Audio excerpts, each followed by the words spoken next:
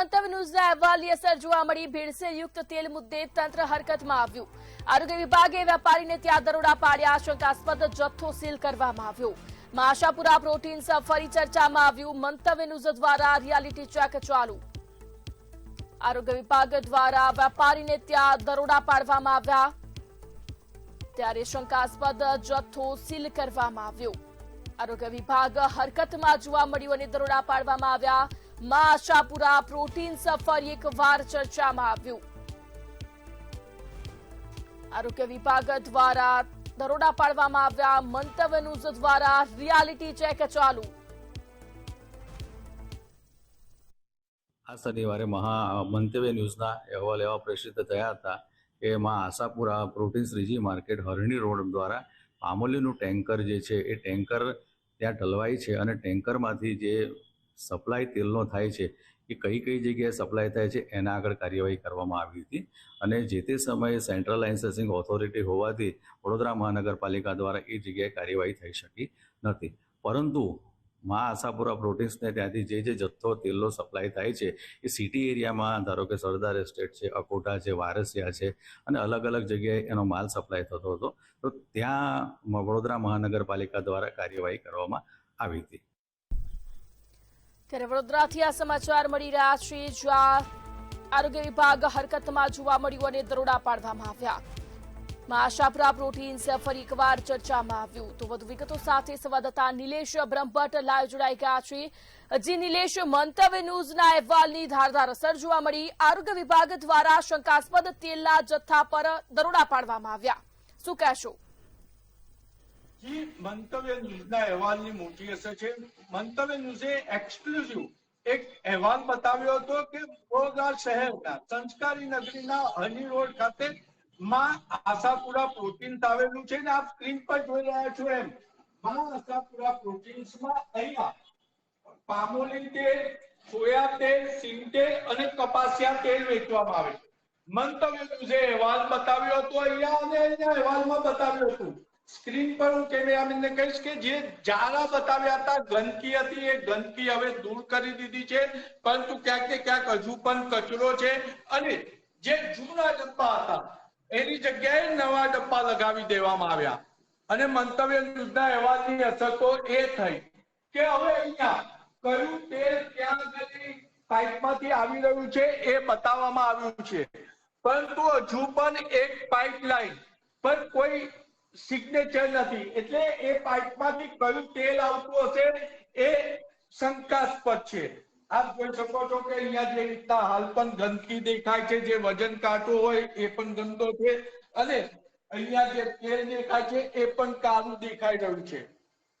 એટલે આપણે સમજી શકીએ છીએ કે અહીંયા આ જે આશાપુરા પ્રોટીન્સ નું લાયસન્સ છે એ સેન્ટ્રલ છે, કારણ કે 50 કરોડથી વધુનો બિઝનેસ કરે છે। એટલે અહીંયા મહાનગરપાલિકાની ટીમ આવી તો હતી, પરંતુ વિલા મોડે પાછી પડી હતી, કારણ કે અહીંયા એ સેમ્પલ લેવા માટે હકદાર નથી। આ જે ડબ્બા છે એ વડોદરા મહાનગરપાલિકાએ એ દિવસે સ્થગિત કર્યા હતા। વેપારીને કહ્યું હતું કે આ માલ વેચશો નહીં, એટલે વેપારીએ હાલ તો આ માલ નથી વેચ્યો, પરંતુ ક્યાંક ને ક્યાંક એની ઉપર જે પેકિંગ ડેટ છે, કેમેરામેનને કહીશ કે બતાવે, એ પેકિંગ ડેટમાં સુધારો થઈ ગયો છે। એટલે સેન્ટ્રલની ટીમ આવે ત્યાર પહેલા પેકિંગ ડેટ સુધારી દેવામાં આવી છે। સ્પષ્ટ દેખાય છે આપણે વેપારી નિર્ભય છે, નિડરતાથી વાત કરે છે ન્યૂઝ ચેનલ સાથે। એટલે આપણે એમને પૂછીશું, મંતવ્ય ન્યૂઝની સાથે ફૂડ ઇન્સ્પેક્ટરો શનિવારે ચેકિંગમાં આવ્યા હતા, માલ સ્થગિત કર્યો હતો, ત્યારબાદ તમે કોઈ નવો માલ અહીંયા મંગાવ્યો છે ખરો? ત્યારબાદ પછી અમે એક ટેન્કર મંગાવ્યું। એ શેનું ટેન્કર મંગાવ્યું છે અને કેટલા લીટર મંગાવ્યું? પામોલીનનું ટેન્કર હતું, તે પછી આપણે 25,000 લીટરનું 2500નું। અને જ્યારે મંતવ્ય ન્યૂઝની ટીમ આવી અને તમારી ત્યાં જે રીતિ હતી એ બતાવી હતી, ત્યારબાદ સેન્ટ્રલની ટીમ કે અહીંયા કોઈ ચેકિંગ કરવા આવ્યું છે ખરું તમારે ત્યાં? ના, નથી આવ્યું। અને તમને જે અહીંયા વડોદરા મહાનગરપાલિકાના અધિકારી આવ્યા હતા અને જે સૂચન કરી ગયા હતા, એ સૂચનનો અમલ થયો છે ખરો? હા, એ બધું અમલ થઈ ગયો છે। એટલે જ્યાં શનિવારે જે દિવસે મહાનગરપાલિકાની ટીમ આવી ત્યારબાદ તમે અહીંથી તેલ નથી વેચ્યું, અહીંયાથી તેલ તો વેચાઈ રહ્યું છે. તેલ વેચ્યું છે બધા માર્કા વાળા અને બધું એ રીતે બધું કમ્પ્લીટ અને વેચ્યું છે. બધું માલ પ્યોર જે તેલ બિલ બનાવીએ છીએ એ તેલ ડબ્બામાંથી જ મોકલીએ છીએ. એટલે વેપારી કહી રહ્યા છે કે સેન્ટ્રલની ટીમ આવી નથી. આશ્ચર્ય છે. શનિવારે અહીંયા મહાનગરપાલિકા પૂર વિભાગ રેડ કરે છે અને આજે મંગળવાર પણ પસાર થઈ છતાં પણ સેન્ટ્રલની ટીમ નથી આવી. ત્યારે વડોદરા મહાનગરપાલિકાના પૂર વિભાગને મંતવ્ય ન્યૂઝે સવાલ કર્યો કે આશાપુરા પ્રોટીન પાસે સેન્ટ્રલ નું લાયસન્સ છે, પરંતુ આશાપુરાએ જ્યાં આગળ માલ વેચ્યો એનું તો તમે ચેકિંગ કરી શકો ને. ત્યારબાદ ફૂડ વિભાગ હરકતમાં આવ્યું અને તેમને સાઈનાથ એન્ટરપ્રાઇઝ, જે ઓઇલ, ગોપી વેફર, જય ગુરુદેવ ફરસાણ, શ્રી જલા ફરસાણ, શિવ શક્તિ, મુરલી નમકીન, ખેતેશ્વર સ્વીટ આવી અનેક દુકાનોમાં ચેકિંગ કર્યું મંતવ્ય ન્યૂઝના એ સવાલ બાદ. અને જે આરોગ્ય અધિકારી છે એ કહી રહ્યા છે કે 946 કિલો એટલે 1.5 લાખ રૂપિયા જેટલાનું તેલ તેમને શંકાસ્પદ આવ્યું છે અને સીઝ કર્યું છે. ત્યારે સવાલ અને એક ઉભા થાય છે કે આશાપુરા પ્રોટીન્સ પર મંતવ્ય ન્યૂઝે અહેવાલ બતાવ્યો, મહાનગરપાલિકાના ફૂડ વિભાગે કબૂલાત કર્યું, તોય સેન્ટ્રલની ટીમ નથી આવી. નાગરિકોના હક માટે લડતા આરટીઆઈ એક્ટિવિસ્ટ વકીલ શૈલેષ અમીન આપણી સાથે છે. એમને પૂછ્યું શું કહેશો? આશાપુરા પ્રોટીન્સનું લાયસન્સ સેન્ટ્રલ છે એટલે મહાનગરપાલિકાએ તો અહીંયા વિલા મોઢે પાછું ફર્યું, પરંતુ જયારે મંતવ્ય ન્યૂઝે ફૂડ વિભાગને સવાલ કર્યા ત્યારે એમને ફરસાણની ત્યાં રેડ પાડી અને 946 કિલો જેટલું શંકાસ્પદ તેલ સ્થગિત કર્યું એટલે સીઝ કર્યું છે. શું કહેશો? ખૂબ આશ્ચર્યજનક વાત છે કે વડોદરા કોર્પોરેશનની હદમાં આરોગ્યની જાળવણી કરવાની જવાબદારી જેની છે એ એવું કહી દે છે કે સેન્ટ્રલનું લાયસન્સ છે, અમે કશું કરી ના શકીએ. તો તમે સેન્ટ્રલનું લાયસન્સ લઈને કોઈ ઝેર વેચે તો વેચવા દેશો? તો આ એક બહુ શંકાસ્પદ વાત છે. ને બીજું કે સયાજીપુરા જયારે મતદાર ક્ષેત્ર કોર્પોરેશનનું આવી ગયું હોય, કોર્પોરેટરો વડોદરાના કોર્પોરેશનના હોય કે કોર્પોરેશનની હદમાં આવી ગયું હોય, તો સયાજીપુરા અમારી હદમાં આવતું નથી. તો આ સયાજીપુરાને યુનિયન ટેરિટરી કરીને જાહેર કર્યું સરકારે. તો આ જગ્યાએ વડોદરા કોર્પોરેશનનું આરોગ્ય વિભાગ બિલકુલ નિષ્ફળ છે. આ તો મંતવ્ય ન્યૂઝની ચેનલે આ બધી વસ્તુઓ સીધી દેખાડી પહેલી વાર અને ખુલ્લું કરવા પડતા હતા. ત્યારે જાણવા મળ્યું કે ફરસાણની દુકાનોમાં જે તેલ વેચાય છે ત્યાં પામોલીનની સાથે સાથે શું મિક્સ કરેલું, કેવી રીતે બનાવેલું વેચાય છે એ ખબર નથી. તો ફરસાણની દુકાનોને ચેક કરવું, એના સીધું જ્યાં આગળથી બનતું હોય, જ્યાંથી સપ્લાય થતો હોય ત્યાં આગળ ચેક કરવાથી 25 દુકાનોની જગ્યાએ એક જગ્યાએથી તમારું કામ થઈ જશે. આ વસ્તુ બિલકુલ કોર્પોરેશનમાં એક સવાલ ઉભો કરે છે કે એમની સત્તા કેટલી. જો આરોગ્ય સાથે પીડા કરવાનું સેન્ટ્રલ લાયસન્સ લઈને ચાલતું હોય તો વડોદરામાં બધા સેન્ટ્રલ લાયસન્સ લઈ લેશે. બોગસ ટર્નઓવર બતાવીને બધા લઈ શકે છે. તો આ જે સેન્ટ્રલના લાયસન્સ છે આવી રીતે જો કોર્પોરેશન હાથ ઊંચા કરી દેતું હોય તો કોર્પોરેશન બિલકુલ નિષ્ક્રિય છે અને લોકોના જીવના જોખમે આ અંદર ફૂડના વ્યવસાય ચાલવા રહ્યો છે. શૈલેષભાઈ, મહત્વનો સવાલ એવો છે કે વેપારીએ નિર્ભયતાથી કહ્યું હતું કે અમારે ત્યાંથી અહીંથી લૂઝ તેલ કેટલાક ફરસાણના વેપારીઓ માંગે છે કે વેચવું છે. લૂઝ તેલ વેચવું એ ગુનો છે એવું અધિકારીઓએ પણ કબૂલ્યું હતું.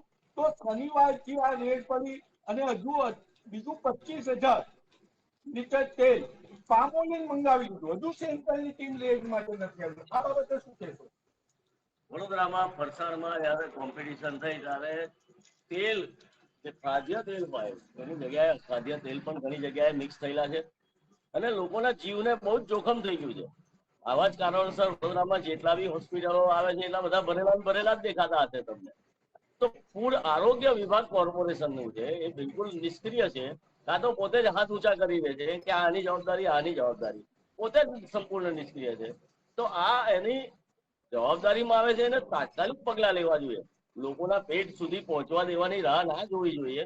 તો એની જવાબદારી કોર્પોરેશનની છે, આરોગ્ય વિભાગની છે. તો એને લીધી નથી, એની નિષ્ફળતાથી છે. તો એ લોકો કાલે ઉઠીને કોઈને થશે તો એની પર દાવો પણ કરી શકાય એવી પરિસ્થિતિમાં સર્જાઈ જશે. આ કાયદા માટે ભારત સરકાર અને ગુજરાત સરકારની સૂચના ગુજરાત સરકારને કહીશ કે આ જ્યારે અહીંયા સેન્ટ્રલનું લાયસન્સ આપીને તમે ચલાવતો હોય તો સેન્ટ્રલની અહીંયા આગળ એક વિજિલન્સ ટીમ હોવી જોઈએ કે જે આવી બધી વસ્તુનું અખાદ્ય કે ખાદ્ય નથી કે યોગ્ય નથી એવા તેલોનું ચકાસણી કરવા આવે. કેમ કે અમદાવાદમાં બેઠા બેઠા ગુજરાતમાં લાયસન્સ આપ્યા હોય ને સ્થાનિક સત્તા મંડળને એને ચેકિંગ કરવાની સત્તા પણ ના હોય તો લોકોના પેટમાં ઝેર પહોંચી જાય એના માટે સરકાર જવાબદાર રહેશે. એટલે ફરસાણ ખાનારા લોકો ચેતી ગયા, કારણ કે આ વડોદરા શહેરમાં મંતવ્ય ન્યૂઝ અહેવાલ બતાવે ફૂડ વિભાગે રેડ કરી અને જય ગુરુદેવ ફરસાણ માર્ટમાંથી 268 કિલો ગોપી વેફર્સ એન્ડ ગૃહ ઉદ્યોગ જે સરદાર એસ્ટેટમાં આવ્યું છે તેની ત્યાં 433 કિલો અને વાયસિયામાં ગિરીશ ગૃહ ઉદ્યોગ હોય કે દિલીપ ફરસાણ હોય એની ત્યાં પણ કિલોમાં શંકાસ્પદ તેલ મળ્યું છે અને વડોદરા મહાનગરપાલિકાએ એને સીઝ કર્યું છે. ત્યારે સવાલ એ ઉભો થાય છે કે મીડિયા અહેવાલ બતાવે ત્યારબાદ જ શું ફૂડ વિભાગ કે સરકાર કાર્યરત થાય છે? ખરેખર આરોગ્ય મંત્રીએ પણ આમાં જવાબદારી લેવી પડશે કે એક બાજુ આરોગ્યની ચિંતા કરવા માટે કરોડો રૂપિયા ખર્ચાતા હોય ત્યારે બીજી બાજુ આવું શંકાસ્પદ ભેળસેળયુક્ત તેલ વડોદરામાં ખુલ્લેઆમ વેચાતું હોય ને સેન્ટ્રલ લાયસન્સ હોય એના લીધે 5 દિવસ સુધીને તેની જે ચેકિંગ પણ ના આવતું હોય ને વડોદરા મહાનગરપાલિકાનું ફૂડ વિભાગ આરોગ્ય વિભાગ હાથ ઊંચા કરી દેતું હોય. વડોદરામાં કલેક્ટર કચેરી છે ને ત્યાં પણ પુરવઠા અધિકારી બેસે છે. એ પુરવઠા અધિકારી શું કરે છે? પુરવઠા અધિકારી શું માત્ર એસી કેબિનમાં બેસી અને કલેક્ટરને રિપોર્ટિંગ કરવા માત્ર પૂછવું છે? મંતવ્ય ન્યૂઝ આવો સનસનીખેજ ખુલાસા કરે છે ને આવી જગ્યાએથી હજારો કિલો તેલ વેચાઈ રહ્યું છે અને એમાંથી 946 કિલો તેલ જ્યારે સીઝ કરવામાં આવ્યું હોય ત્યારે આ ખૂબ ગંભીર બાબત છે. ગુજરાત સરકાર હોય કે ભારત સરકાર હોય તેને આની ચિંતા કરવી જોઈએ. નાગરિકોની ચિંતા કરીને મંતવ્ય ન્યૂઝ અહેવાલ બતાવે છે તો અધિકારી શું કરે છે? શું એ કુંભકર્ણની નિંદ્રામાં છે? આજના દિવસ થયા છતાં સેન્ટ્રલ કે સ્ટેટની ટીમ અહીંયા વિજિલન્સ તપાસમાં કેમ નથી આવી? અને જે વેપારી છે એ તો નિર્ભયતાથી કહી રહ્યા છે કે મેં 25,000 લીટર તેલ પામોલીન ફરીથી મંગાવ્યું છે. ત્યારે આ ગંભીર આક્ષેપો થઈ રહ્યા છે પરંતુ અધિકારીઓ કુંભકર્ણની નિંદ્રામાં છે અને ફૂડ વિભાગ 946 કિલો તેલ સ્થગિત કરીને સંતોષ માની રહ્યું છે. જી સમગ્ર માહિતી બદલ આપનો આભાર.